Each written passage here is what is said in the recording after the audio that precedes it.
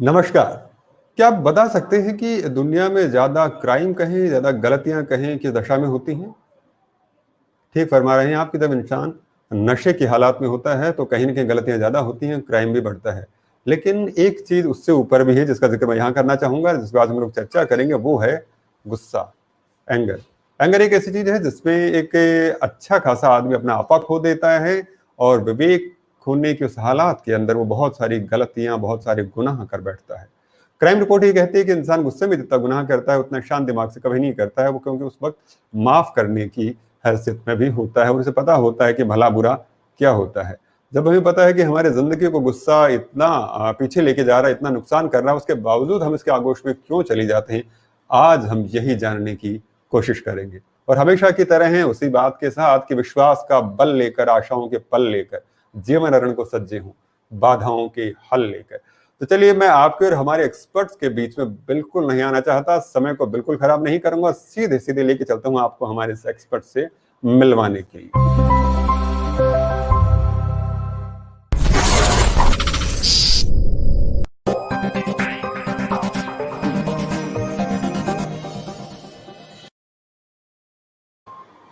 नमस्कार, आप देख रहे हैं क्रेडिट टीवी और मैं सुनील नारनोलिया शिक्षा सरोकार सीजन 2 के एक नए अंक में आपका हार्दिक अभिनंदन करता हूं। आज का शो, जैसे मैंने अभी जिक्र कर रहा था कि एंगर मैनेजमेंट को लेकर गुस्से पर नियंत्रण किस तरह से किया जाए।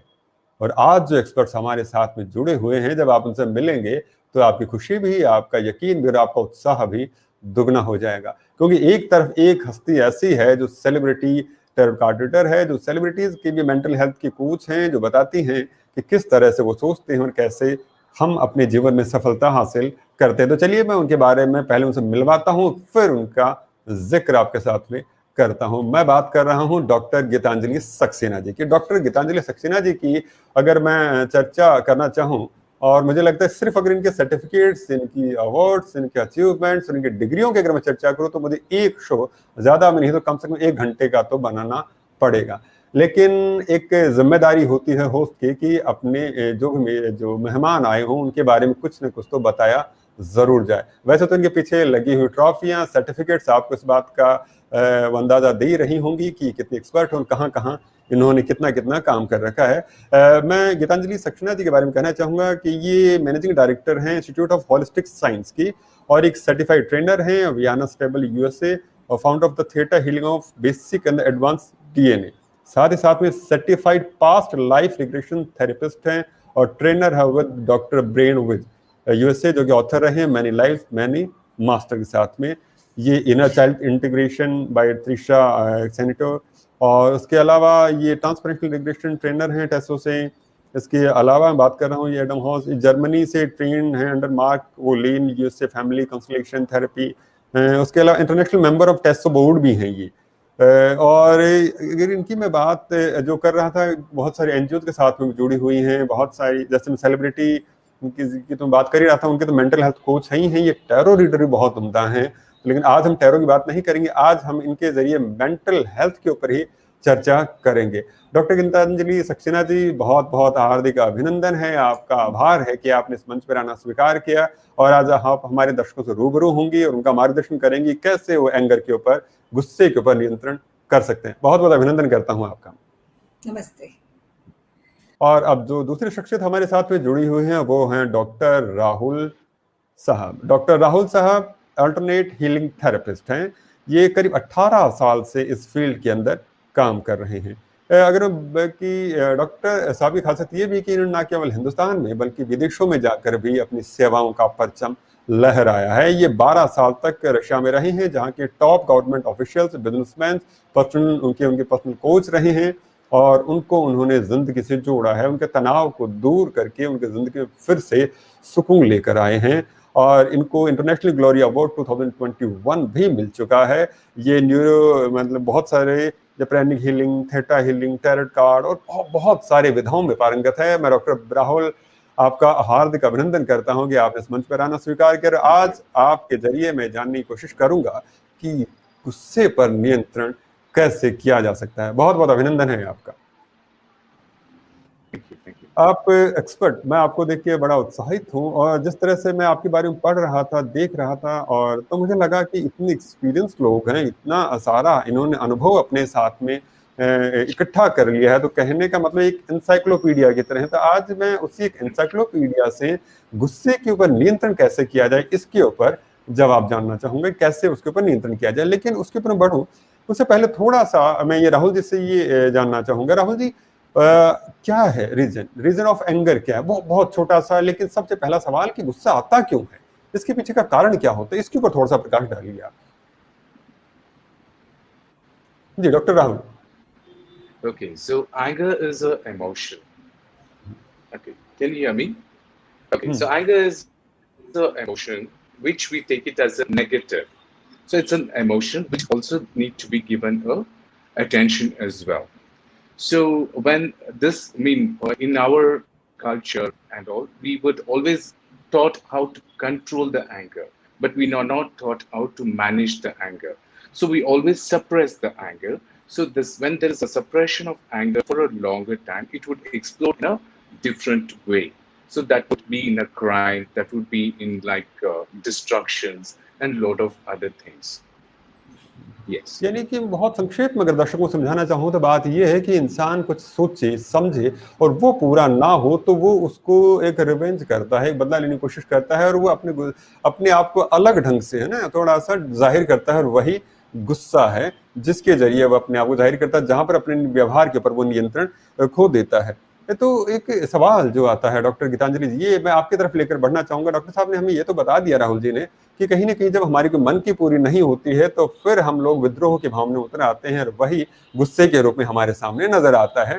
तो क्या ये कोई दिमागी बीमारी है या फिर एक सिंपल सा कोई रिफ्लेक्स एक्शन है? आपको क्या लगता है? तो एंगर दिमागी बीमारी नहीं है, but it is a symptom, it can be a symptom of a mental disorder. जैसे अगर हम डिप्रेस्ड होते हैं तो उस वक्त एंगर इज अ सिम्टम। हम अपना जो एंगर है उससे हम दिखाते हैं कि हमारा ये एक रिएक्शन है, right? So it is not, please please please, it's not a mental disorder. Some amount of anger is very very important. थोड़ा गुस्सा हर जनों के लिए, हर जन के अंदर होता है और वो अच्छा होता है। हमारे सर्वाइवल के लिए भी एंगर जरूरी है, लेकिन जब वो एंगर उससे ज्यादा बढ़ जाता है, जब हम कंट्रोल नहीं कर पाते हैं, जब हम अपना कॉन्शियस माइंड, हमारे impulses, our impulses to a stress, to any situations जो स्ट्रेस क्रिएट करती है, तब हमारा एंगर बढ़ जाता है। हमारा रिस्पॉन्स है फॉर सर्वाइवल एक तरह से एंगर का। तो जब हम ये एंगर में परेशान होते हैं, हमें समझ नहीं आ रहा है क्या हो रहा है क्या नहीं हो रहा है, फाइनेंशियल स्ट्रेस है, हमारे पास आसपास रिलेशनशिप नहीं चल रहे हैं, लोन का स्ट्रेस है, घर में लोग कम है। जैसे बहुत समय में अगर आपने देखा हो कि कोविड सिचुएशन अगर मैं लूं, उस वक्त काफी लोग घर के बाहर नहीं निकले और बहुत समय तक घर के अंदर बैठे रहे। तो जो फैमिली के में जो नॉर्मल जैसे बाहर 8-10 घंटे के लिए आते थे तो इतना एंगर पता नहीं चलता था। अब लोग एक साथ रहने लग गए, तो मैंने बहुत सारी फैमिलीज के ब्रेकअप भी देखे हैं एंगर की वजह से। क्या बात कहना चाह रहे, मतलब सही बताई आपने कि, और ये तो आपने सही कहा। पीछे मैं एक रिपोर्ट देख रहा था तो कोरोना के बाद में जो लॉकडाउन खुला था उसके बाद में इमीडिएटली मोर देन 52,000 आप मान के चलिए कि फाइल हुई थी डिवोर्स के लिए कि हमें डिवोर्स चाहिए। तो आप मान के चलिए 2 महीने में ये हालात इस कदर पहुंच गए कि वो एक दूसरे को टॉलरेट नहीं कर पाए, बर्दाश्त नहीं कर पाए, और वो वहां तक पहुंच गए। शायद इसकी वजह है, आपने सही फरमाया कि वो गुस्सा ही रही होगी जहां पर वो अपने आप को नियंत्रित नहीं कर पाए, उन्होंने ऐसा कदम उठाया जबकि बरसों की उनकी जिंदगियां चल रही थी। मैं इसको लेकर राहुल साहब की तरफ बढ़ना चाहूंगा। राहुल साहब, हमें थोड़ा सा ये बताइए कि इसका इम्पैक्ट ऑफ मतलब क्या होता है, इम्पैक्ट ऑन हेल्थ क्या है इसका, अगर मैं कुछ एंगर करता हूँ, गुस्सा करता हूँ? So anger when it is not, yeah, so अगर आपने ठीक से मैनेज नहीं कर पाते हो anger, so it would first affect you mentally, then it comes to physical, then it completely disturbs you and creates a lot of disease as well. So physically कैसा disturb होता है हमको, like you get a heart rate increase and blood pressure increase and lot of body pains and sleep disorders, digestive disorders. All these are related to the anger. So when it is not being taken care for a longer time, so it would affect in your body as a disease. So maybe with like cancer or heart attacks, like chronic heart diseases, cholesterol issues, everything that would be affected with this. So it needs to be managed. Yes.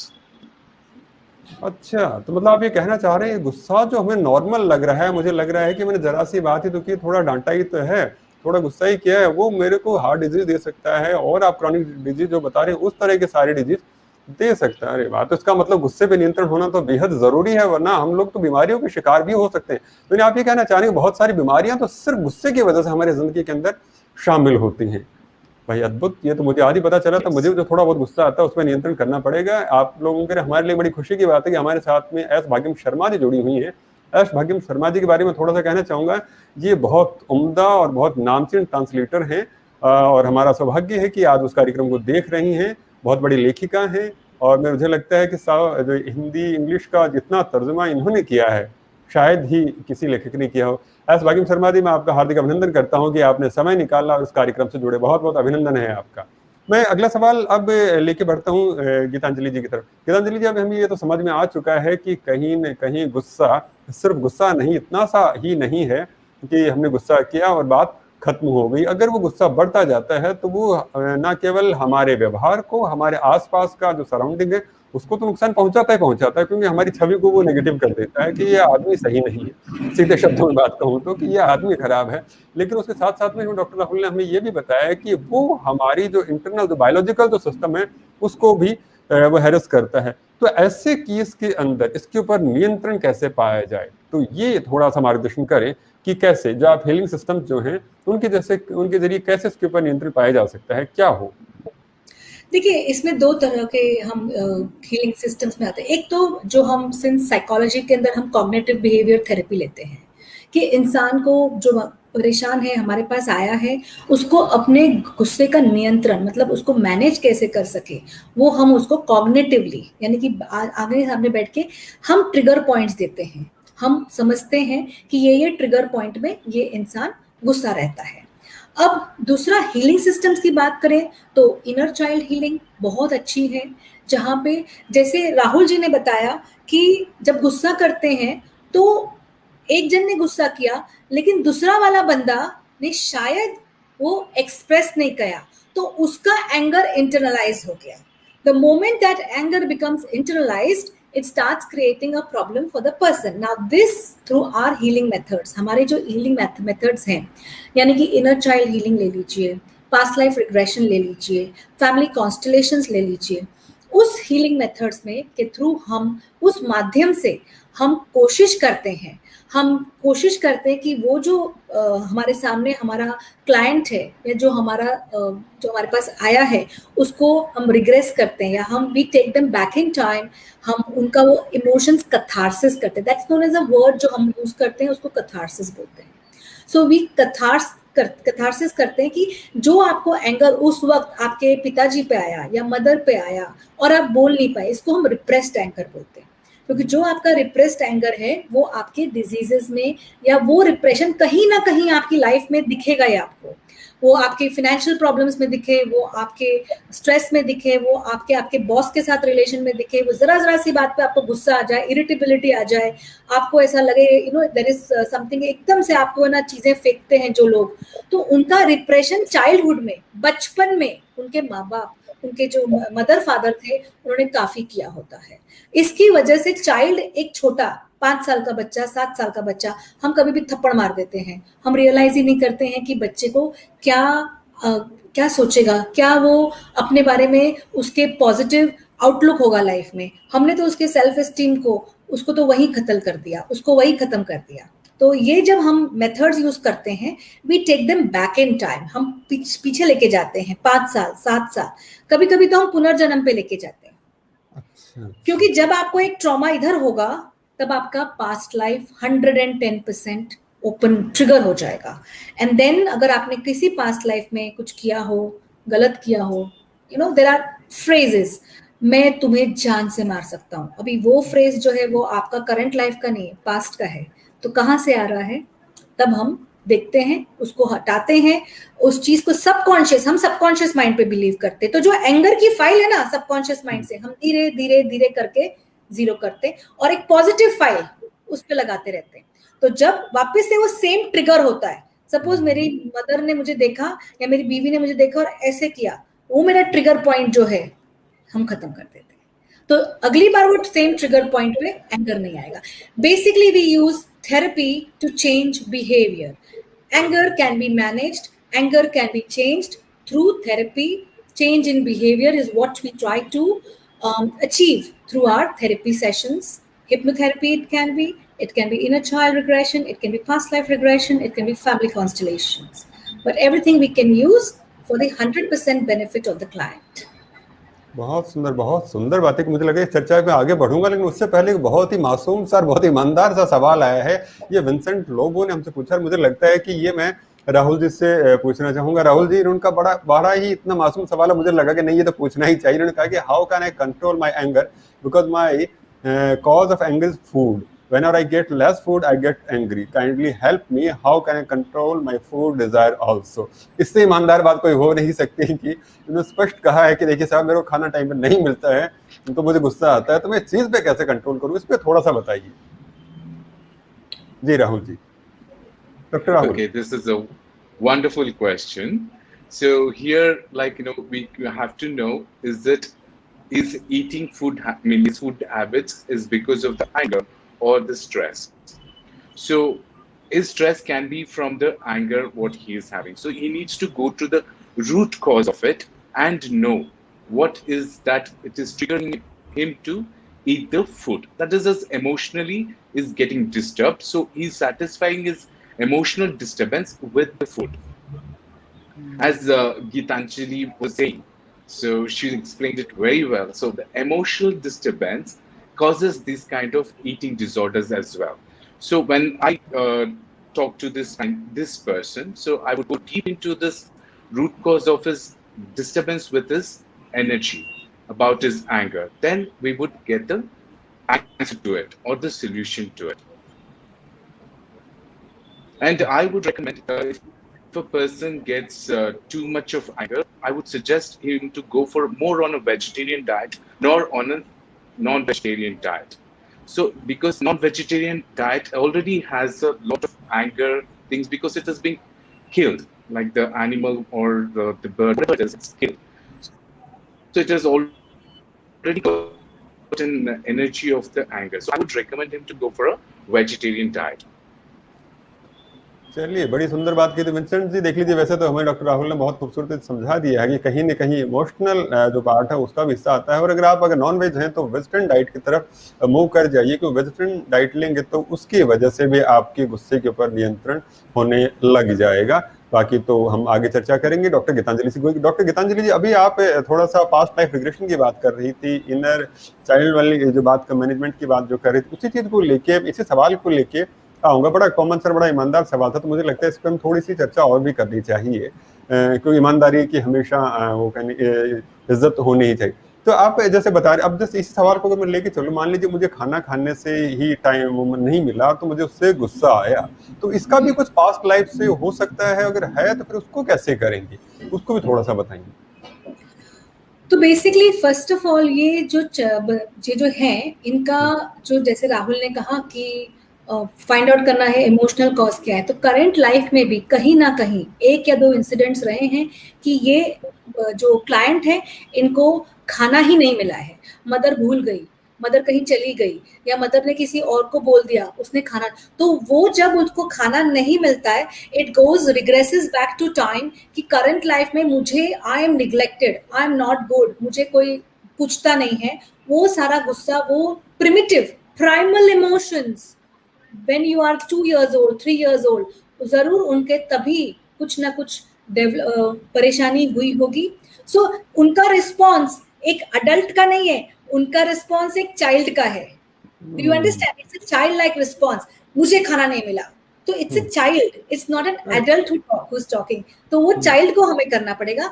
अब जब वो child का problem आती है, trigger होता है, जैसे मैंने कहा आपका ट्रिगर इधर है, आप गए पास्ट में जहां पे आप शायद आपको भूखा मारा है, आप कहीं विक्टिम रहे हैं, आपको शायद खाने के लिए तरसाया गया है, शायद पूरे देश में फेमाइन था और आपको एक निवाला नहीं मिला, तो वो पास्ट लाइफ जरूर ट्रिगर होगी। तो एक मैं आपको एक 100% बात बोल सकती हूँ मेरे एक्सपीरियंस से, 10% एंगर करंट का होता है और 90% हमने पिछले जन्म का, हमारे जो साथ में जो इनर चाइल्ड सेशंस का है, इनर चाइल्ड का है। तो अगर हमने 3 से 5 सेशंस कर ली तो एंगर मेरे हिसाब से 70 to 80% नियंत्रण में आ सकता है, जो मैं नॉर्मल एंगर की बात कर रही हूँ। अगर आपको ओसीडी है, अगर आपको बाइपोलर है, अगर आपको स्किजोफ्रेनिया है, अगर आपको ये है डिप्रेशन है, दीज काइंड ऑफ सिम्टम्स के हमें साइकाइट्रिक मेडिसिन की जरूरत पड़ेगी। फिर सिर्फ हीलिंग काम नहीं आती है। लेकिन मैंने जब बाइपोलर के ऊपर काम किया है, आई have worked with bipolar clients, जब मैंने बाइपोलर पे काम किया है, हमारी हीलिंग से उनकी बाइपोलर की मेडिसिन कम हो गई है। ये मेरा पर्सनल एक्सपीरियंस रहा है। मैंने डिप्रेशन वाले लोगों पे भी काम किया, लॉट ऑफ एंगर, हस्बैंड पे, मदर इन लॉ पे, फादर इन लॉ पे, हमने धीरे धीरे कर करके कम किया है। अब वो एंगर मैनेज नहीं कर पा रही थी, उनकी जो मेडिसिन है वो खाती थी तो भी उन्हें एंगर आता था। तो थोड़ा इलाज इन लोगों का ज्यादा चलता है, तो ये 5 से 7 सेशन भी ठीक नहीं होते हैं। बट उन्होंने I used to get clients from Calcutta, they used to travel to Bombay and get themselves treated. So I have worked on anger and it has given fantastic results, and it can be easily managed, it can go away, because the trigger is not in the current, the trigger is always in the past of today or the past of the past life.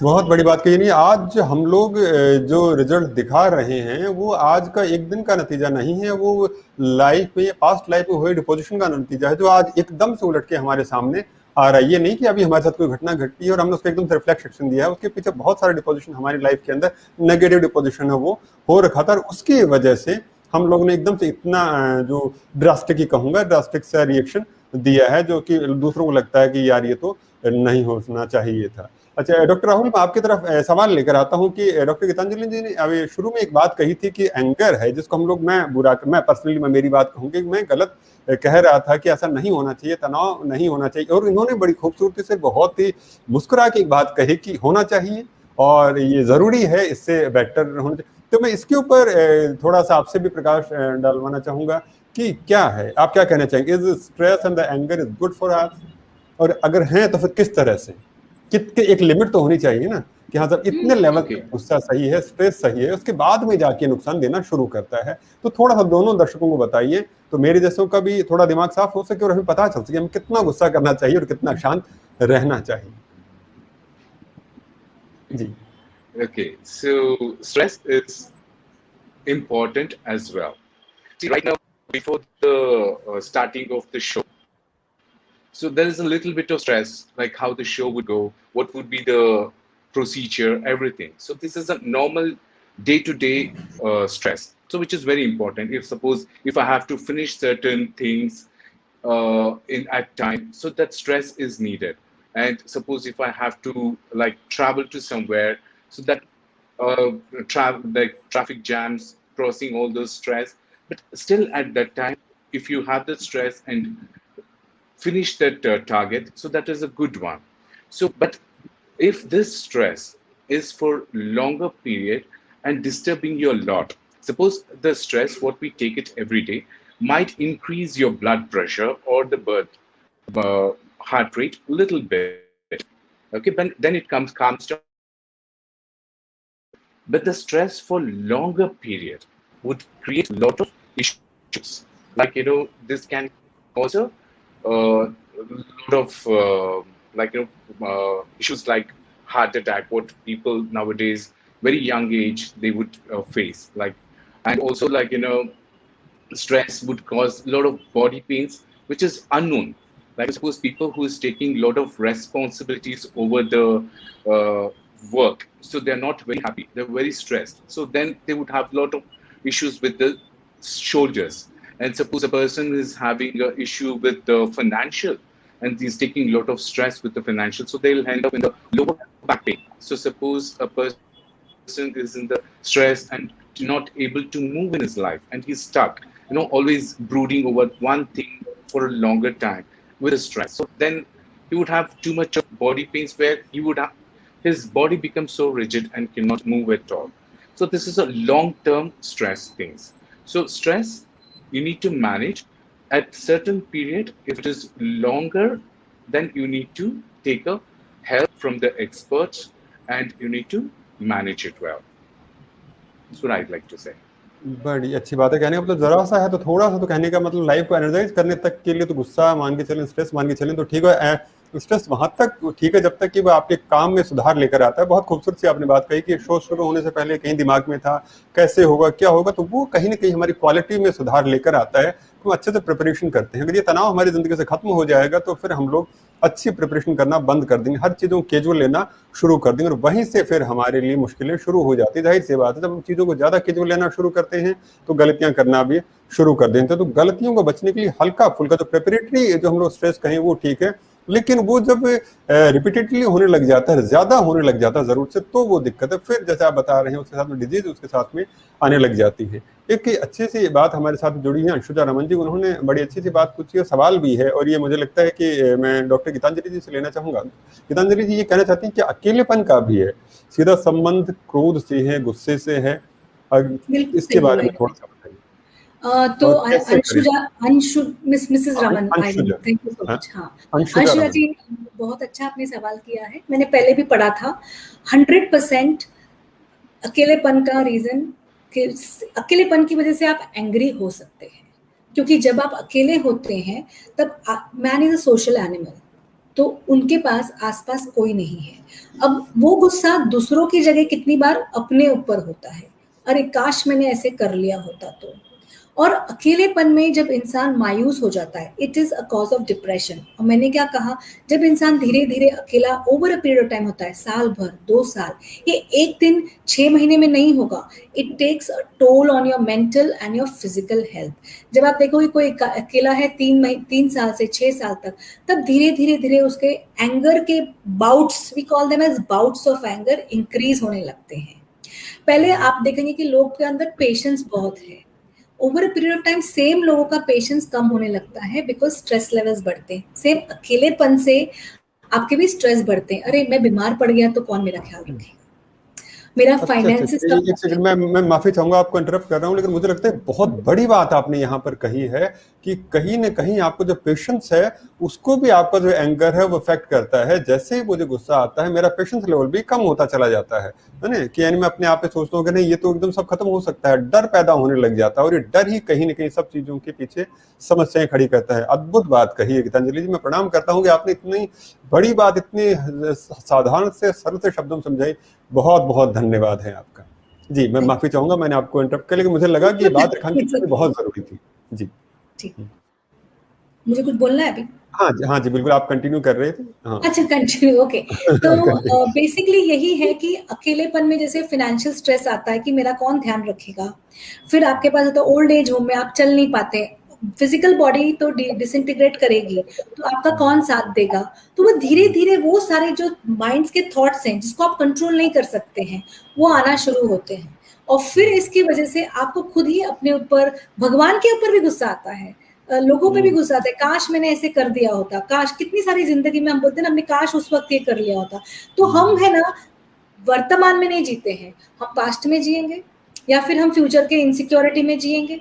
तो अगर हम वर्तमान में जिएंगे कि आज मैं ठीक हूँ, आज मैं जहां हूँ वही होना चाहिए था, जैसे आज अगर मैं इस शो पे हूँ तो मुझे इस शो पे होना चाहिए, और उसको ठीक करने के लिए मुझे जो जो चीजें चाहिए, अगर आज मैं अकेली हूँ, फर्स्ट ऑफ ऑल आप अपनी करंट स्थिति से समझौता कर लीजिए। करंट स्थिति अभी देखिए मेरे लिए बहुत आसान है बोलना, जो इंसान गरीब है, जिसके पास पैसे नहीं है, नौकरी नहीं है, उसको बहुत ये सुनकर अच्छा नहीं लगेगा कि अरे करंट स्थिति से, बट सबसे पहला स्टेप है समझौता। जब समझौता आप करेंगे तो थोड़ा सा एंगर, थोड़ा सा स्ट्रेस जब कम होगा, तब जाके आपको सॉल्यूशंस दिखेंगे कि मैं क्या क्या बड़ी कर बात सकती है, बड़ी बात। अगर मैं अकेला हूँ तो क्या मैं अपने किसी दोस्त के यहाँ जाके रह लूँ, कोई वृद्धाश्रम में रह लूँ, किसी को एक अपने यहाँ केयर टेकर रख लूँ, उससे मेरी इनकम बढ़ जाएगी। ये जो अकेलापन का जो रीजंस, हम सॉल्यूशंस की तरफ जब जाएंगे तो भी आपके एंगर मैनेजमेंट में हेल्प होगी। आपको सॉल्यूशंस ढूंढने पड़ेंगे। अगर आप वही दुविधा में गोल गोल गोल गोल घूमते रहे तो कोई सॉल्यूशंस नहीं मिलेंगे। तो सोल्यूशन नहीं होगा। मेरे जिंदगी में जब भी लगे, तो बुजुर्गों ने फरमाई कि जब भी जिंदगी में युद्ध चल रहा हो तो आप और लगे कि सब चीजें निराशा ही निराशा लेकर आ रही हैं, तो एक कदम पीछे हटकर सोचिए, आपको सोल्यूशंस उसके नजर आएंगे। बहुत बहुत बड़ी बात आपने कही। एक खूबसूरत सा सवाल आया है और मुझे लगता है ये पूछा जाना चाहिए। डॉक्टर राहुल, ये मैं आपकी तरफ लेकर बढ़ना चाहूंगा।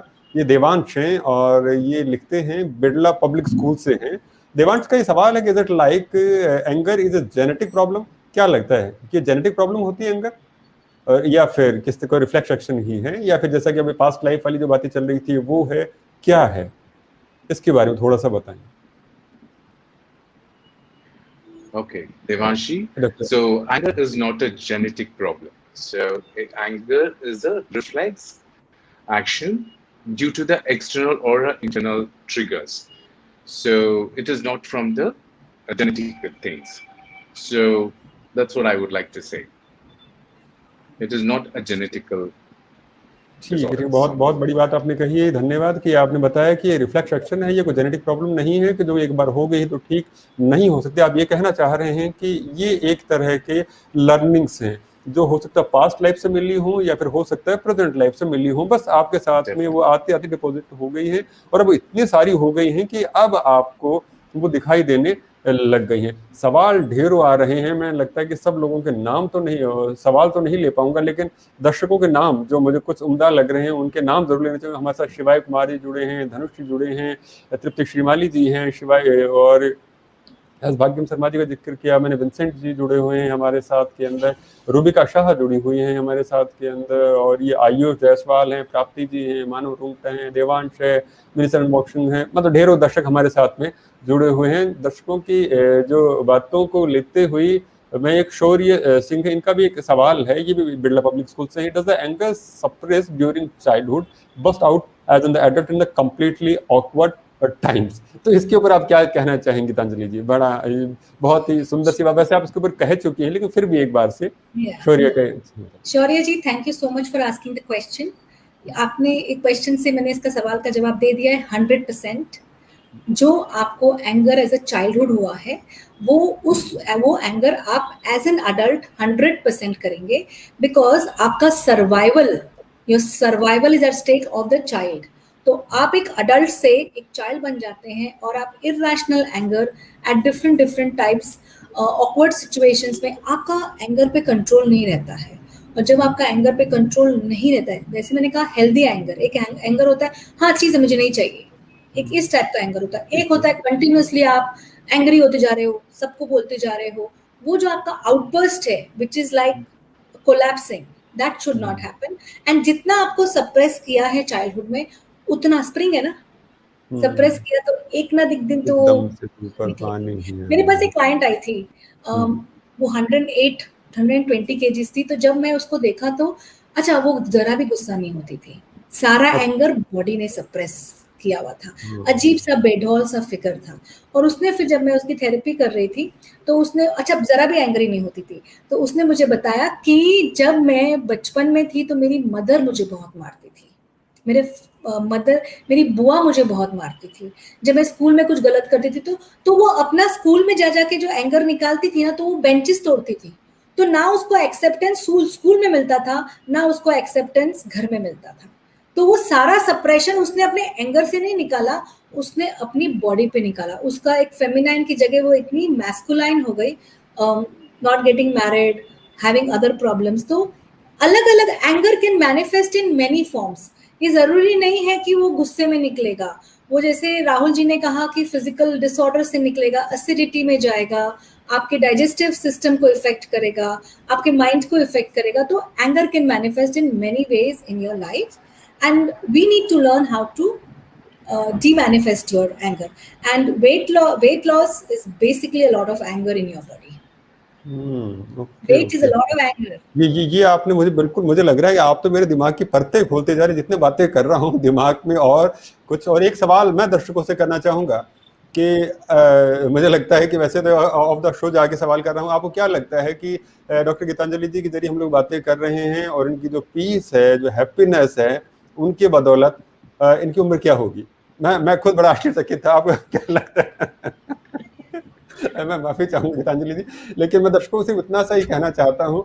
दर्शकों, आप क्या अंदाजा लगा सकते हैं गीतांजलि जी की उम्र क्या होगी, गीतांजलि जी का अनुभव क्या होगा, पीछे के सर्टिफिकेट्स मैं एक बार कहूंगा हमारे एडिटोरियल डिपार्टमेंट से कि गीतांजलि जी के पीछे का जो बैकग्राउंड भी दिखाया जाए, ये देखिए आप, इनके पीछे की तस्वीरों का आप देखिए, तो उसके बाद में आप अंदाजा लगाइए कि शख्सियत ने कितनी मेहनत की होगी, कितना तजुर्बा इनके पास में होगा। उनके चेहरे का नूर आप देखिए और आपको यकीन नहीं होगा जिस उम्र की अभी ये मल्लिका हैं। तो उम्र के ऊपर तो नहीं जाऊंगा, लेकिन मैं दर्शकों को सिर्फ इतना सा बताना चाहता हूँ, आप इनकी जैसे शांति रखिए, एडजस्टमेंट रखिए, तो आपकी जिंदगी भी खूबसूरत बन सकती है, बिल्कुल गीतांजलि जी की जैसे। गीतांजलि जी, एक सवाल जो आया है जो मेरे सामने, और मैं वो आप ही से लेना चाहूंगा। ये एक दर्शक है हमारे, लक्ष्मी देवी जी हैं, ये पूछ रही है कि डे टू डे लाइफ होती है, उसके अंदर बड़ा एंगर होता है, स्ट्रेस होता है, रोजमर्रा की जिंदगी में हो ही जाता है। कहने का मतलब, हम ट्रैफिक लाइट में गुजर रहे हैं, रेड लाइट पे आगे किसी ने पौ करना शुरू कर दिया तो गुस्सा आना होता है, आप कहीं से, या फिर घर में कुछ काम हो गया तो गुस्सा आना शुरू हो जाता है। तो डे टू डे लाइफ वाले गुस्से को हम लोग कैसे मैनेज करें, उसके ऊपर थोड़ा सा बताओ। देखिए, डे टू डे लाइफ का जो गुस्सा है वो कहीं ना कहीं आपके लाइफ में कुछ जो चीज नहीं चल रही है, what is not working in your life की वजह से है। तो मैं रेड लाइट पे गुस्सा नहीं हूँ, मुझे ये देखना पड़ेगा कि पहले मेरे अंदर कि मैं अपनी जिंदगी में कहाँ खुश नहीं हूँ। मैं अपने रिश्ते से खुश नहीं हूँ, मैं अपने जॉब से खुश नहीं हूँ, मैं फाइनेंशियल स्ट्रेस से खुश नहीं हूँ। अब इन्होंने पूछा है कि डे टू डे लाइफ को मैनेज कैसे करने का, तो बहुत सारी चीजें हो सकती हैं। एक तो बहुत सिंपल तरीका जो हम सब करते हैं, मेडिटेशन। आप मेडिटेशन करिए 15 मिनट 20 मिनट, वो आपके लिए अच्छा रहेगा। दूसरा, आपको एक्सरसाइज को अपने लाइफ में लाना पड़ेगा, ग्राउंडिंग चाहिए।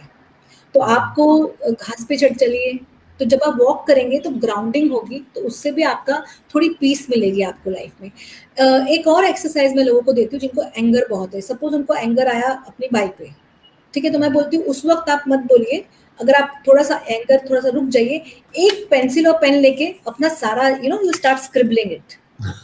जब आप स्क्रिबल करते रहेंगे और उसको ना कलर पेंसिल से स्क्रिबल करो अपना गुस्सा, after point of time you will realise कि वो चीज आपको गुस्सा कर, बिकॉज आपने सारी वो energy, it's an energy, destructive energy हो गई है, वो सारी की सारी चैनलाइज कर दी है पेपर पे, कलर्ड पेपर पे, ब्लैक। और उसको बोलिए कि आप अपना गुस्सा एक्सप्रेस कीजिए, पहले एक एक्सरसाइज करिए कि आप अपना गुस्सा एक्सप्रेस कीजिए, और जिस वे में आपको करना है, आपको रेड से अपना गुस्सा एक्सप्रेस करना है, ब्लैक से करना है, ग्रीन से करना है, पिंक से करना है, वो उससे एक्सप्रेस कर करके आप निकालिए। अगर आपको आपके वाइफ पे गुस्सा है, हस्बैंड पे गुस्सा है, सास पे गुस्सा है, ननद पे गुस्सा है, उनका चेहरा ड्रॉ करके ही अपना गुस्सा कर दीजिए। आप देखोगे 10 दिन 15 दिन 20 दिन में आपका वो गुस्सा चला जाएगा। ये सिंपल तरीका है, because that energy needs to get channelised. अगर आपने उस वक्त उस पेपर पे वो गुस्सा नहीं निकाला, तो फिर आप वो रेड लाइट पे निकालेंगे, अपने बच्चों पे निकालेंगे, क्योंकि वो तो जाएगा नहीं, वो तो डिपॉजिट हो रहा है आपके अंदर आके, वो तो बिल्कुल कौन सा डिपॉजिट हो, और वो रेड लाइट में हार्ट पे इफेक्ट हो रहा है, लंग्स पे इफेक्ट हो रहा है, डाइजेशन पे इफेक्ट हो रहा है, तो एसिडिटी क्या है। तो इस वजह से, जैसे एक बंदे के साथ मैं काम कर रही हूँ, उसका मैंने जब टैरो किया था, started with the tarot, I said मुझे आपके हेल्थ इश्यूज दिख रहे हैं। मैंने स्टार्ट किया, मैंने उसकी हीलिंग सेशन स्टार्ट किए, करीबन 6-8 सेशंस मैंने कर लिए। बोलते मैं अब मुझे गुस्सा इस बात का था कि जिस जगह पे हूँ वो लोग अच्छे नहीं हैं, वो लोग कुछ गलत चीजें कर रहे हैं, मैं कुछ कर नहीं पाता हूँ उसको ठीक करने के लिए, मैं ऐसा इंसान नहीं हूँ, मैं छोड़ना चाहता हूँ, मैं छोड़ नहीं पाता हूँ क्योंकि पैसा इंपॉर्टेंट है। तो वो हीलिंग से मैंने उनको वो कहते कि अब मैं वहां हूँ ना, तो मैं पीस में हूँ, मुझे बहुत डिफरेंस हुआ। मैंने कहा एक वीडियो टेस्टिमल दे दीजिएगा। बट उसका मुझे हार्ट के हमने काम किया था, क्योंकि मुझे दिख रहा था कि हार्ट का कुछ इशू आ सकता है, and he trusted me. And अभी मैंने बोला कि अब आप मत कीजिए, आपका एंगर काफी डाउन हो गया है, तो जो चीज आपके हार्ट पे आने वाली थी अब नहीं आएगी। अच्छा, चलिए, बहुत मुझे आपकी इस बात से, एक वो जब मैं फिल्म आई थी उसके अंदर वो गुस्से का जो बताता है कि बोले इसको गुस्सा है तो इस फोटो को फाड़िए, जलाइए और फ्लश कर दीजिए, तो जैसे आप फ्लश करेंगे गुस्सा भी वहीं का वहीं निकल जाएगा, जिंदगी में शांति आती है। मैंने सवाल इससे पहले जो दर्शकों से पूछा था उसका जवाब आना शुरू हो गया, और आपको यकीन नहीं होगा, यहाँ पे हमारे एक दर्शक है धनुष, उनका मानना है आपकी उम्र 30 साल है। ये देखिए धनुष जी का। अंशुधा जी कह रही है आपकी उम्र 40 साल है, रूही जी कह रही है 34 ईयर है, और मोनिका सिंह कह रही हैं आपकी 33 ईयर है, और मतलब बहुत सारे दर्शक है जो आपकी उम्र के बारे में कर रहे हैं। लेकिन बड़ा ही मुझे अच्छा लगा कि आप ये देखिए, दर्शकों मुझे नहीं कहना चाहिए, लेकिन कई बार लगता है कि कहना भी चाहिए कि आप सब गलत हैं, यानी उससे कहीं ज्यादा तजुर्बा गीतांजलि जी के पास में है, लेकिन इनकी जो खुशी है, तो पॉजिटिविटी है, उन्होंने इनके चेहरे का नूर कहें और वो सारी चीज को रोक कर रखा हुआ है। तो अगर आप वास्तव में इनसे कुछ सीखना चाहती हैं तो इस मतलब रियल लाइफ कहते हैं ना, वो एक हमारे सामने प्रैक्टिकल एक चीज है जिसको देख के आप इंस्पिरेशन ले सकते हैं कि अगर हमें कुछ बनना है तो ऐसा बनना है, इस तरह के पीस हमारे अंदर भी हो तो हम भी कुछ अच्छे से कर सकते हैं। मैं एक आगे सवालों का भी आ रहा है बहुत सारी बात, मैं उससे पहले आगे के जो सवाल पढ़ूं तो एक डॉक्टर राहुल से मैं ये जो लेना चाहूँगा। डॉक्टर राहुल, हमारे सामने एक मयंक है, मयंक का ये सवाल है कि जो हम लोग कोई चीज़ें जो डिस्ट्रैक्ट करती है हमारी लाइफ को, तो sir madam can we control our anger by distracting our mind. जो गुस्सा आता है तो जाहिर सी बात है उसके जरिए भी डिस्ट्रैक्शन एक लाइफ में आ ही जाता है, तो उसको भी हम लोग कंट्रोल कर सकते हैं? Distractions you can control. I couldn't hear you clearly. I couldn't hear you clearly, the question. Our question is, can we control our anger by distracting our mind? Yes, we can control our anger by distracting our mind. But again, like distracting, we are again suppressing or running out from it. So when we get an anger, we need to know, as Gitanjali ma'am was saying, like we need to know why you are getting the anger. Get to know the root cause of it. Distracting, again, like you're flying away from the issue. So find the issue, then find the solution towards it. That's more important. Do not distract. Just give some, because anger is also an emotion which needs to be given an importance. So when you give importance to that emotion, and you will know what exactly is the issue. So when you know what is the issue, then you can go through the solution and you can remove that, whatever the disturbance you have through that emotion of anger. चलिए, बड़ी खूबसूरत बात की। तो हमारे लिए खुशी की बात ये, आपके लिए डॉक्टर राहुल बड़ी खुशी की बात यहाँ पर ये है कि सिर्फ लोग यहाँ पर डॉक्टर गीतांजलि जी के मुरीद नहीं हैं, आपके भी बड़ी पॉजिटिविटी की तारीफ कर रहे हैं। हमारी एक दर्शक है मोनिका सिंह, वो कह रही है doctor Rahul looks very positive and nice person, इन्होंने आपको 100 में से 100 मार्क्स दिए हैं। तो दर्शकों में आपसे यही कहना चाहूँगा कि ये देखिए, ये है पॉजिटिविटी की ताकत, ये है उसको एंगर को कंट्रोल नहीं करना है, उसे सही दिशा देने की ज़रूरत का नतीजा है कि अगर इन्होंने जो किया है अपने गुस्से को, कई जाहिर सी बात है ये भी इंसान ही है, हमारी तरह इनको भी गुस्सा आया होगा, लेकिन इन्होंने अपने गुस्से को सही दिशा दी और उस सही दिशा देने की वजह से ये रहा कि आज हम सबको प्रभावित कर रहे हैं, आज हमको इंस्पायर कर रहे हैं कि एंगर मैनेजमेंट से हम लोग किस तरह से अपनी ज़िंदगी को ठीक कर सकते हैं। हमारे साथ में एक मानव रूंगटा जी भी हैं, उनका भी सवाल है, we often seems to take out our anger of one person on another, why is that? Geetanjali ji, ये क्यों होता है, इसके बारे में भी बताइए। हंसी आने लग गई है क्वेश्चन से क्योंकि जो हम पर गुस्सा कर रहा है उस पे हमारा जोर ही नहीं चलता है, जोर नहीं चल रहा है, हमारा जोर चलेगा। यही मैंने कहा था कि अगर आपको गुस्सा किसी और पे, आपका बॉस के है, तो घर पे आके आप अपने बच्चे या बीवी पे निकालेंगे, बीवी वो एंगर बच्चे पे निकालेगी, बच्चा अपने अंदर ही वो परेशान होके, हो सकता है आपने देखा होगा बहुत इंसिडेंट्स हैं वो एनिमल्स पे निकालने लगते हैं। Have you seen incident where teenagers, children, they are harming animals?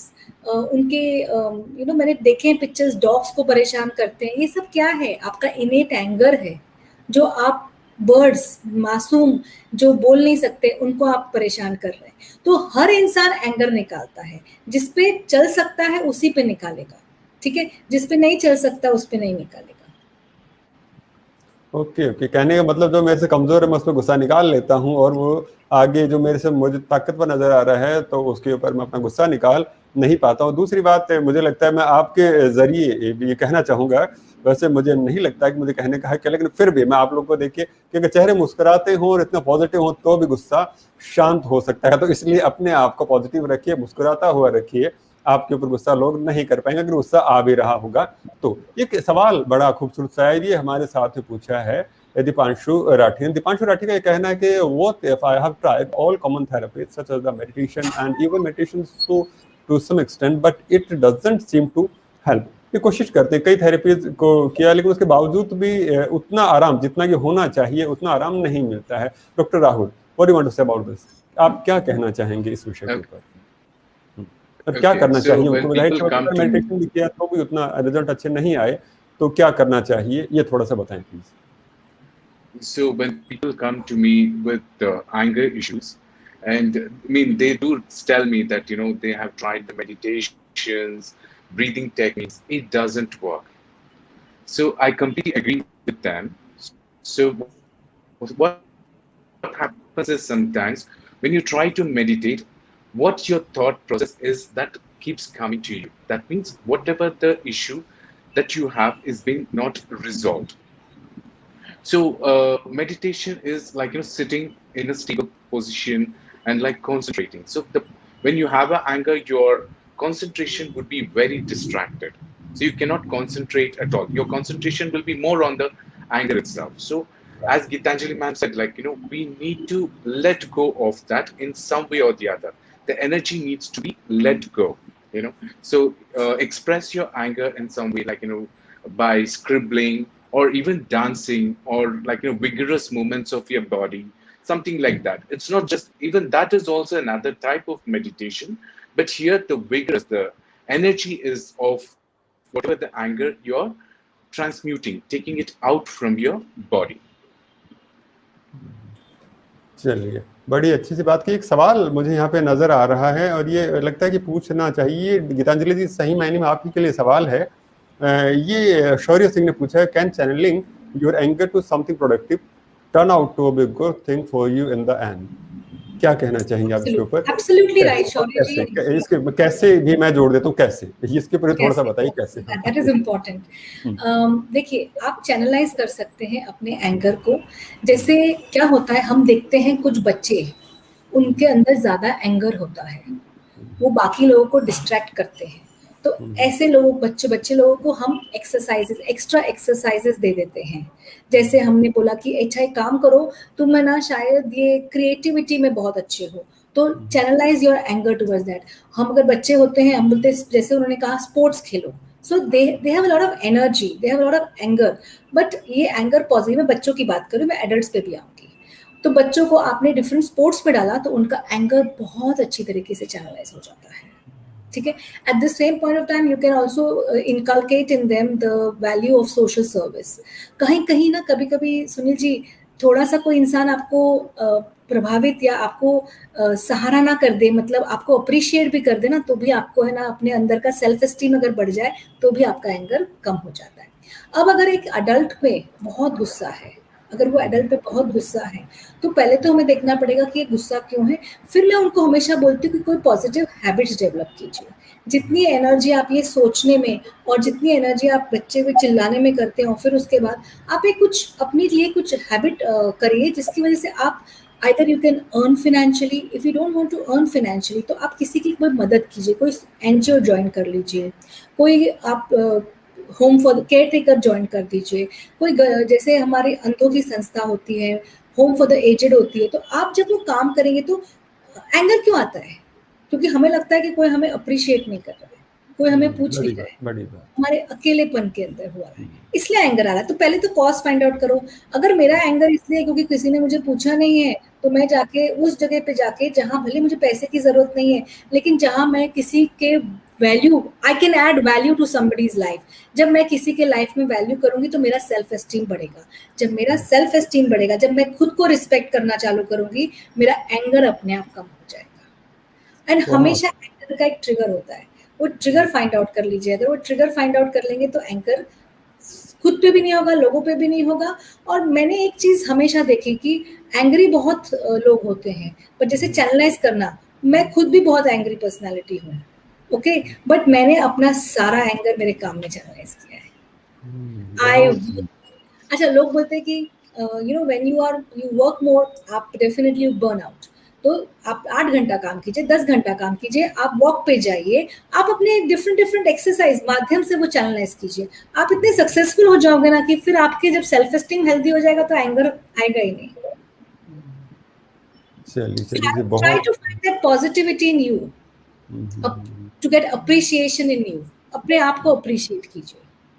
बहुत सुंदर, बहुत सुंदर, बहुत बहुत बड़ी बात है। मुझे लगता है यहाँ पे एक बात मैं फिर से यहाँ पे रेखांकित करना चाहूँगा, लोगों को रिपीट करना चाहूँगा आपने सेल्फ स्टीम वाली जो बात की, उसमें सोशल कॉज वाली जो बात है, मुझे लगता है कि बड़ी इंपॉर्टेंट सी बात है कि कहीं ना कहीं अगर हम दूसरों के लिए कुछ अच्छा करते हैं, इस तरह कुछ करने की सोचते भी हैं, तो उससे कहीं ना कहीं हमें लगता है कि हमने दूसरों के लिए कुछ किया है, तो उससे हमारे अंदर एक बल भी मिलता है, हिम्मत भी मिलती है, हमें लगता है कि हाँ, दूसरा माने या ना माने लेकिन मैं अपने आप को मानता हूं, तो दूसरा हमें माने उससे कहीं ज्यादा जरूरी है कि आप अपने आप को माने कि आप कुछ और हैं। बिल्कुल उसी तरह से कि मान के चलिए कि अगर एक आदमी दूसरे किसी आदमी को, अपने हम उम्र को, अगर ये कोई गाली देता है, गुस्सा करता है या कुछ कह देता है, तो उस पर उसे गुस्सा आता है, लेकिन वही बात एक छोटा सा बच्चा, इतना सा बच्चा अगर साल 2 साल या 3 साल का बच्चा अगर करता है, तो आपको उतना गुस्सा नहीं आता है, क्योंकि आपको लगता है कि वो बच्चा आपका कुछ नहीं बिगाड़ सकता। आप उसकी बात को मुस्कुरा के टाल देते हैं, हंस कर टाल देते हैं, सिर्फ पुचकार कर टाल देते हैं कि नहीं बेटा ऐसा नहीं करते। तो क्यों?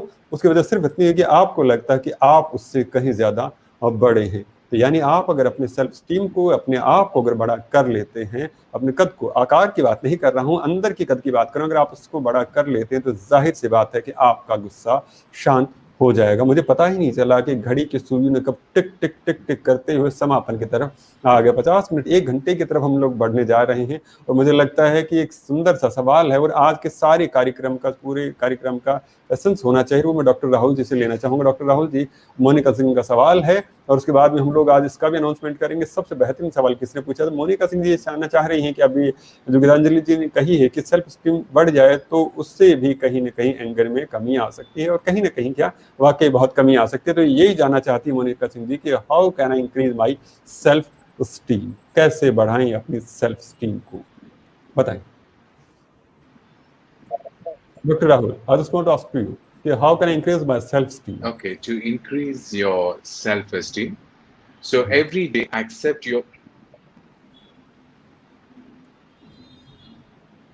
Can you hear me? Please, हाँ यस प्लीज, हम Okay, बोलिए so to increase your self-esteem to increase is first respect yourself, your body, your mind, and you as a soul.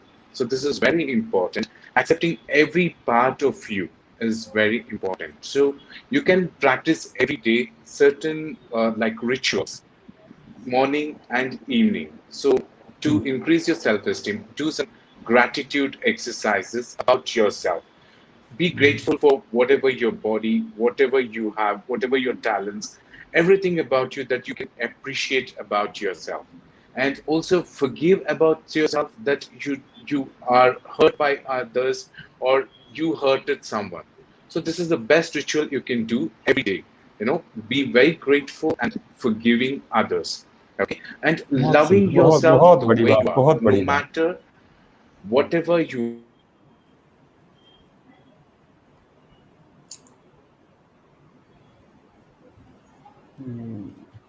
शायद मुझे लग रहा है डॉक्टर राहुल जी की तरफ से कोई इंटरनेट की इश्यू है। जी गीतांजलि जी, मैं आपसे पूछना चाहूंगा इसी के, आप कंक्लूड करें किस तरह से अपने सेल्फ स्टीम को बढ़ाया जा सकता है। सेल्फ एस्टीम को बहुत सारे तरीकों से बढ़ाया जा सकता है। एज एन अडल्ट आपको खुद को पता है कि कौन सी चीज़ों में आप अच्छे हैं।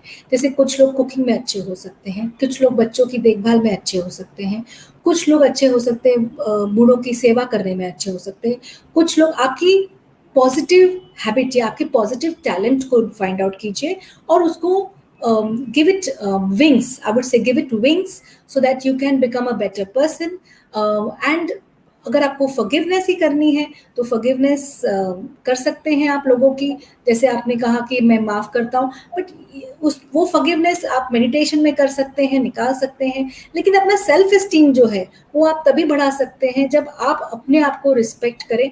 तो फर्स्टली अग्री कि मैं एक रिस्पेक्टेबल इंसान हूँ, I need to respect my self, मुझ में ये खामियां हैं और ये मेरे पॉजिटिव पॉइंट्स हैं। 5 पॉइंट्स लिख दें जो आपके पॉजिटिव हैं, 5 नेगेटिव हैं। अब जो नेगेटिव पॉइंट्स हैं उसको हमें कम करना चाहिए और जो पॉजिटिव पॉइंट्स है उसको हम एनहांस कैसे कर सकते हैं। और जैसे जैसे आप अपने पॉजिटिव पॉइंट्स को आप एनहांस करेंगे, आपके अंदर कॉन्फिडेंस आएगा, आपको लोग सराहेंगे, आपको लोग बोलेंगे हाँ आपने ये बढ़िया खाना भेजा, अरे आपने ये कितना अच्छा काम किया। तो उस चीज़ से आपका सेल्फ एस्टीम अपने आप बढ़ेगा। एक चीज़ याद रखिएगा, अननोन लोगों से अपना सेल्फ एस्टीम देखिए। आपके आसपास वाले यानी कि आपके फैमिली, आपके जो इन लॉज हैं, उनसे आप वो सराहना की उम्मीद इतना मत रखिए, क्योंकि वो हमारे इमीडिएट फैमिली हो जाती है। आपको अपने ये इमीडिएट फैमिली से सोशल सर्कल में जाना है, अपने फ्रेंड्स में जाना है, अपने नेबर्स में जाना है। आप वहाँ सब जाइए और अपना सेल्फ रिस्पेक्ट के लिए आप कोशिश करिए to increase your self respect so that you can get confidence, self esteem, healthy self esteem. You require a healthy self esteem. और ये सारी नीड जो थी ना बचपन में माँ बाप कर देते हैं, पेरेंट्स आपके कर देते हैं। तो you need to we have a concept known as reparenting your inner child. जिस चाइल्ड को सेल्फ एस्टीम नहीं है, टीचर ने शायद थप्पड़ मार दिया कभी, आपने बहुत अच्छी ड्राइंग की लेकिन टीचर ने आपको सराहा नहीं है, रीपेरेंट एज एन एडल्ट जाइए, आंख बंद कीजिए, एक 5 मिनट का मेडिटेशन कीजिए कि ये बंदे को, ये बच्चा जो मैं 5 साल का था, मुझे टीचर ने डांट दिया था, ये इसको मैं एक्सेप्ट करता हूँ और मैं इसको बोलता हूँ तुम अच्छे हो, मैं तुम्हें एक्सेप्ट करता हूँ। Reparent your own inner child and you will see that you develop a healthy self esteem. बहुत बहुत बड़ी बात कही, बहुत बड़ी बात कही डॉक्टर गीतांजलि जी, बहुत बहुत धन्यवाद। डॉक्टर राहुल, आप इंटरनेट की वजह से हम लोग उससे कनेक्शन कट गया था, अगर आप अपनी बात कंटिन्यू करना चाहें तो आप कर, let's continue please. Doctor Rahul, Yes, appreciating yourself is very important, whatever you are. So appreciating your body, appreciating whatever your talents, appreciating about your shadow character, that is good, bad, anything about you is very important. That increases your self-esteem. That's what I was trying to say. बहुत सुंदर, बहुत सुंदर। मुझे लग रहा है कि समय और होता मेरे पास में तो आपसे ढेरों सारे सवाल हमारे दर्शकों के आए हुए हैं, वो सवालों के जवाब भी लेता और भी चर्चा को लंबी चलाता है। तो मैं शो को कंक्लूड करूं और मैं बताऊं कि आज का सबसे बेहतर सवाल जो मुझे लगा, उससे पहले मैं जरूर कहना चाहूँगा, आप लोगों ने जो कहा उसे मैं समअप करके इतना सा जरूर कहना चाहूँगी, 3 बातें हैं जो आपके गुस्से को नियंत्रण करने में आपके सहायता कर सकती है। पहली बात तो ये है कि आप अपना सम्मान करना सीखें। जैसे कि गीतांजलि जी ने बड़ी खूबसूरत से कही कि अगर आप बड़े हो गए हैं तो अपने बचपन वाले बच्चे को फिर से प्यार से सहलाएं, महसूस कराएं कि मैं तेरे साथ हूँ, तुझमें उतनी खामियां नहीं हैं, तो वो कहीं ना कहीं आपको बूस्ट करेगा। दूसरी बात जैसे कि राहुल जी ने कही थी, आभार, ग्रेटिट्यूड बहुत बड़ी चीज़ होती है कि ग्रेटिट्यूड अदा करना शुरू करें, आभार अदा करना शुरू करें लोगों का। किसी का, प्रकृति ने अगर हमें दिया है, आज अगर हमें खाना दिया है तो वो बड़े आभार की बात है। किसी ने हमारी कुछ हेल्प की है तो उसको भी आभार करना चाहिए, ग्रेटिट्यूड करना चाहिए। तो छोटी छोटी बातें अगर उनका हम ग्रेटिट्यूड करते हैं तो जाहिर सी बात है कि सामने वाले के ऊपर भी एक पॉजिटिव इंप्रेशन जाता है कि हमने उसकी चीज़ को अप्रिशिएट किया है। और जैसे गीतांजलि जी कह रहे थे कि एप्रिशिएशन कहीं ना कहीं जीवन में सकारात्मकता, पॉजिटिविटी लेकर आता है। तो वो जो ग्रेटिट्यूड है वो दूसरे के लिए अप्रेजल होगा, जो उसको पॉजिटिव बनाएगा, शांत बनाएगा। और जाहिर सी बात है कि इस तरह से बहुत सारी पॉजिटिव एनर्जी हमारे इर्द गिर्द होगी, जो सारा एनवायरनमेंट गुस्से से दूसरी तरफ जाएगा। और एक लास्ट में जो सबसे बड़ी बात यहाँ पर जो निकल कर आती है वो है कि आप ईमानदार बनिए। ईमानदार इस तरह से कि आप खुद स्वीकार करें कि ये आप में खामियां हैं और ये आपके अंदर खूबियां हैं। खामियों को कम करते चाहिए और खूबियों को बढ़ाते जाइए। आप देखिएगा कि एक दिन ऐसा आएगा जब आपके पास सिर्फ और सिर्फ खूबियां होंगी और वो खूबियां आपको अपने जहां है उस अर्श से, उस फर्श से लेकर अर्श तक लेकर चली जाएंगी। तो इन्हीं सही बातों को अगर आप ध्यान रखेंगे तो आपका अपने गुस्से पे नियंत्रण तो होगा ही होगा, कंट्रोल तो होगा ही होगा। साथ ही साथ में आपकी जो इमेज है वो एक पॉजिटिव रूप से बिल्डिंग होगी और लोग आपको अप्रिशिएट करेंगे और हर कोई चाहेगा कि हाँ, ऐसा इंसान मैं बन जाऊं और ये मेरे पास में रहे। अब मैं उस सवाल का जिक्र करना चाहूँगा जो मुझे आज लगता है बहुत बेहतरीन लगा। मुझे लगता है कि शौर्य सिंह ने जो सवाल किया था वो बड़ा खूबसूरत सा सवाल था कि क्या हम लोग गुस्से को चैनलाइज कर सकते हैं और उसको हम लोग फाइनली एंड पॉइंट तक जब पहुँच तब तक उसकी अच्छे पॉजिटिव वे में भी लेकर जा सकते हैं। तो जैसा कि गीतांजलि जी ने बताया था कि हाँ, ऐसा संभव है, बशर्ते कि आप स्वीकार करके सब चीज़ों को पीसफुली लें और ये स्वीकार करें कि ये चीज़ है, गलत है या ये सही है और उसको फिर सही दिशा दें तो वो चीज़ सही है। तो मुझे लगता है कि आज के शो का ये सबसे बेहतरीन सवाल होना चाहिए जिसको हम सब ज़्यादा अप्रिशिएट किया जाना चाहिए कि गुस्से को सिर्फ नेगेटिव मैनर में नहीं लिया जाना चाहिए। गुस्सा आपको एनर्जी भी देता है, जैसे कि हमारे एक्सपर्ट्स ने हमें कहा कि जो गुस्सा है, ये जो एंगर है, ये आपको एक एनर्जी भी देता है, कहीं ना कहीं बूस्ट भी करता है। तो वो होना भी ज़रूरी है लेकिन उसको सही दिशा में करें। तो शौर्य सिंह जी, आज का सवाल आपके नाम और आपका सर्टिफिकेट्स आपके पास में पहुंच जाएगा। बहुत बहुत आभार दर्शकों के, आप इस कार्यक्रम से जुड़े और इतने महत्वपूर्ण सवाल पूछे। ढेरों सवाल हैं जिनके सवाल मैं नहीं ले पाया और मैं माफ़ी चाहूँगा बहुत सारे दर्शकों के कि बहुत सारे के मैं ढेरों दर्शकों के तो मैं नाम भी नहीं ले पाया हूँ, लेकिन आप सब इस कार्यक्रम से जुड़े और इसके साथ में अपने सवाल दिए और हमारे जो एक्सपर्ट्स उनको सुना, उसके लिए बहुत बहुत धन्यवाद। और एक्सपर्ट्स, आपका ही बहुत बहुत धन्यवाद कि आपने इतने सरल शब्दों में इतने अच्छे ढंग से हमारे दर्शकों को समझाया कि गुस्से में किस तरह से नियंत्रण पाया जा सकता है। और आपकी एनर्जी को लेके हम लोग भी बड़े इंस्पायर हो रहे हैं और हम कोशिश करेंगे कि अगली बार जब हम लोग आप लोगों से मिलें तो हम भी कुछ आपकी तरह बेहतर बनकर आपसे मिले। थैंक यू, बहुत बहुत धन्यवाद, बहुत बहुत बहुत आभार थैंक हमारी यू सुनील जिंदगी जी, को। Thank you prudent, thank you the audience. आप थे तो हमें सवालों का जवाब देने का मौका मिला। चलिए राहुल जी बहुत बहुत धन्यवाद, गीतांजलि जी बहुत बहुत धन्यवाद। चलिए हम लोग फिर मिलेंगे इसी विश्वास के साथ। दर्शकों आप विश्वास रखें, गीतांजलि जी और राहुल जी को हम फिर लेकर आएंगे किसी शो के अंदर, कोई ऐसा ही विचार होगा जिसके ऊपर हम लोग डिस्कशन कर रहे होंगे। तब तक के लिए आभार, अभिनंदन के साथ में शुभ रात्रि।